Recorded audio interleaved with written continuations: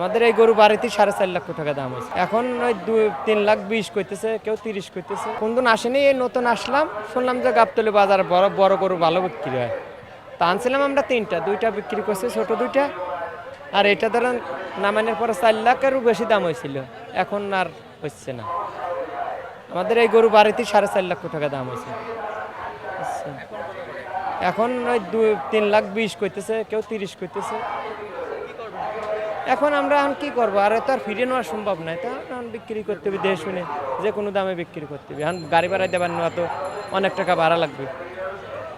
যে গাড়ি আনছিলাম গাড়িও ছাড়িয়ে দিছে। এখন লস হলো তো আর কিছু করার নাই, লস তো দেখতেইছি, চলে গেছে।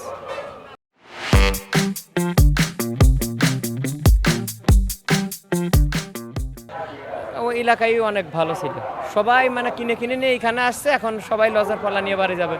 তারপরে মনে হচ্ছে এবার কোরবানির সংখ্যাটাও একটু কম, তার মনে হচ্ছে।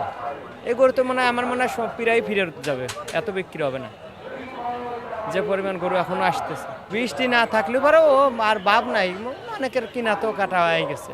এখন যারা আছে তারা ধরেন ওই সীমিত মানে কালকে নিয়ে যা দিবি, তারা বসে আছে এখন সস্তার মানে অপেক্ষায়।